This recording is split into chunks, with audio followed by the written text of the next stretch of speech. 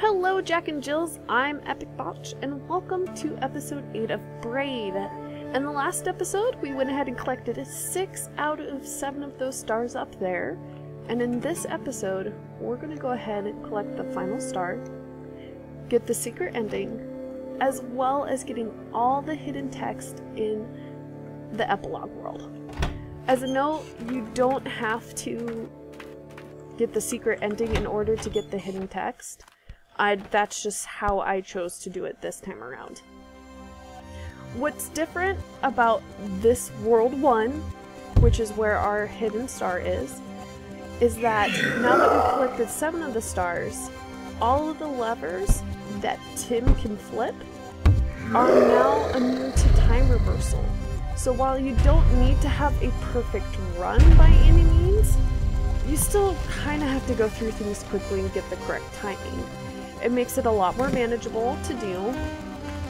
Whoop, let's not mess this up. It makes it a lot more manageable to do.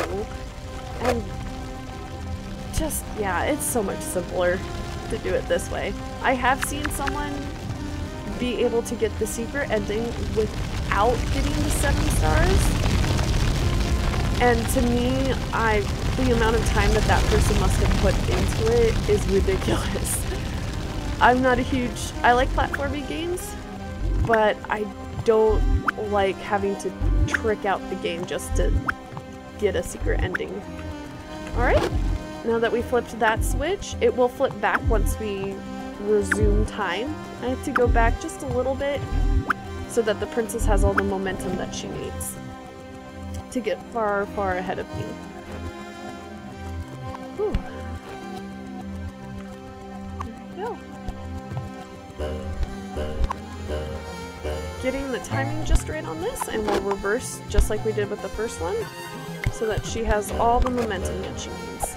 I found that for me, getting the timing on that particular switch pretty tricky and often where I messed up. You have to get right on top of that Monstar, and then after you flip the switch, get all the way past that next one. I often get caught on that first claw there, which messes me up. Alright, here, the chandelier is going to reform. Jump on it just on the right time. Not like that. Gotta do this just right. And then press up on the lattice so that you don't fall down. And as you see, the princess just exploded. If you go all the way to the right here, here is our final star. And that is how you get all 8 stars in this game. I want to take a moment and talk about the story of Braid. With the ending that you just saw, and all the text that we've read in the past, I think it's a very good assumption that a lot of people think that this game is about the making of the atomic bomb and the Manhattan Project, especially with that quote in the epilogue. I'm going to go ahead and say my personal view that I take from this game, which is, while I do think that's true, I also think other versions of the story is very true too. For example, there's a princess. There very well could actually be a princess, and that's its own strand. And the atomic bomb ending is its own strand. And Tim wanting to accomplish things, but not quite being able to reach his goal, is another strand, which is all things that we've heard in the narrative.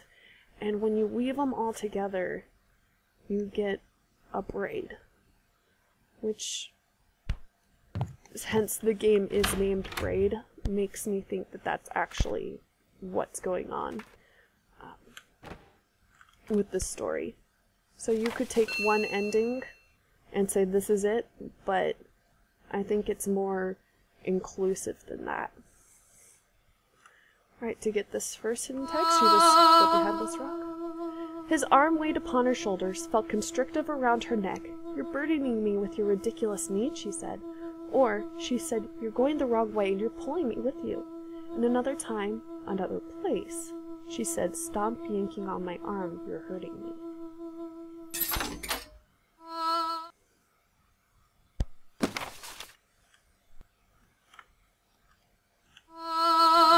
Ghostly, she stood in front of him and looked into his eyes. "I am here," she said. "I am here. I want to touch you," she pleaded. "Look at me." But he could not see her. He only knew how to look at the outside of things.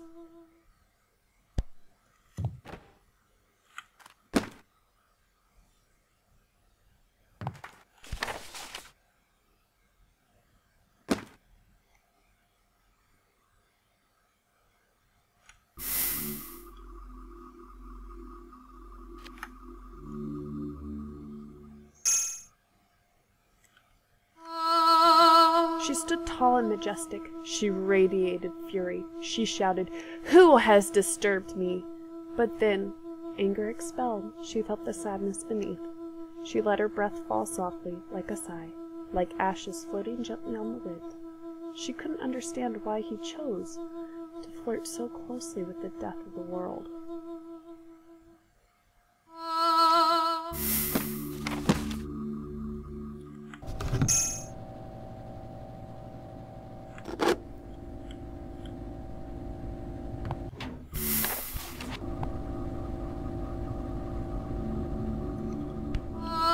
They had been here before on their daily walks. She didn't mind his screams and his shrieks, or the way he yanked painfully on her braid to make her stop.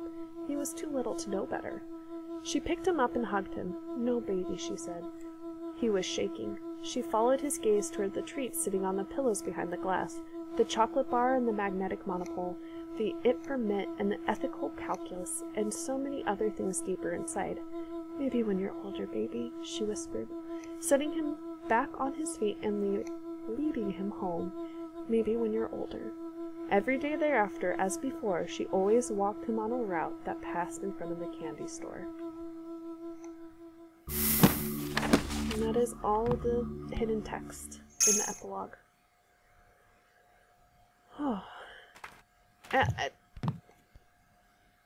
Again, coming back to the idea that all of the thoughts that you could have with Braid kind of being true,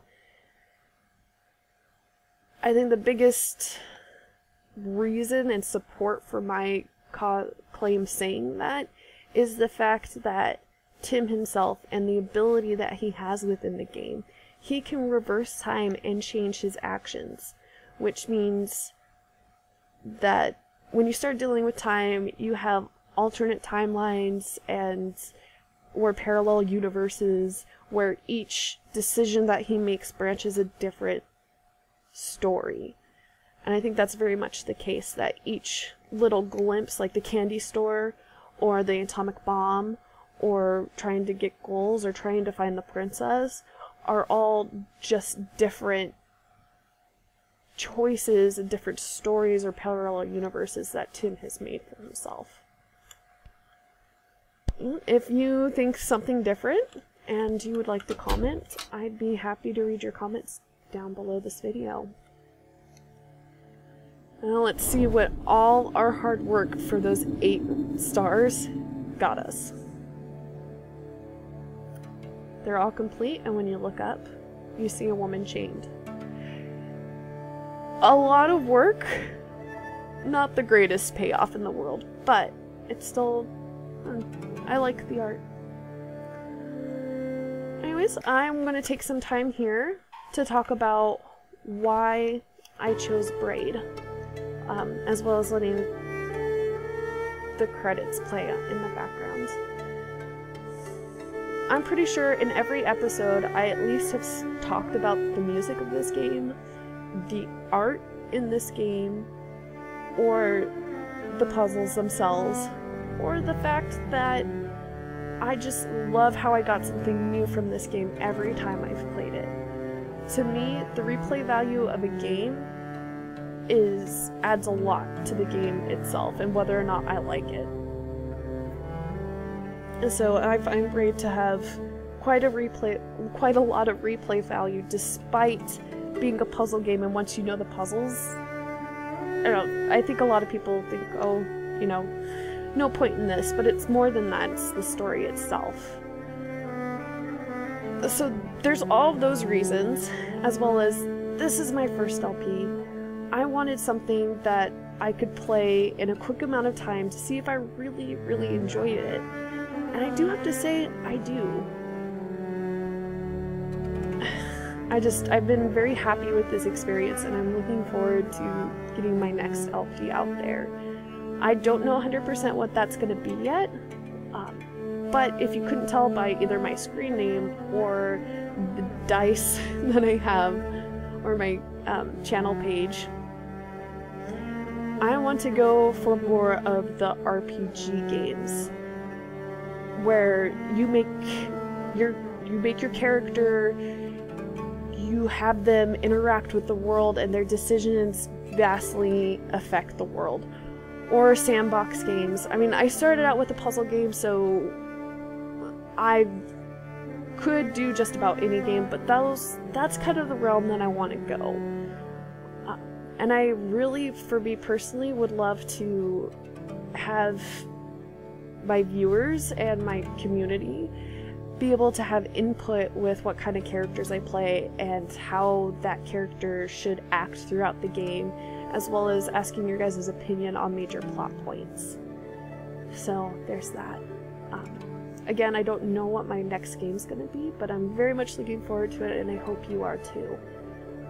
Real quick, lastly, before I say goodbye, I want to say some thanks to my niece and my nephew. You guys know who you are. I'm not going to say any names. I just want to thank you guys for going through this with me. I love being able to interact with you guys on this level, and it's so fantastic to be a part of you guys and your experience with LPs and YouTube videos. And thank you for all of your input. I love you guys, and thank you very much. Oh, yeah. So, Jack and Jills, if you liked this episode, if you like this series, it would mean a lot to me if you would just go ahead and give me a thumbs up. If you don't, that's fine. I'm not going to beat myself up about it. It is what it is. So, Jack and Jills, thank you for joining me in this game.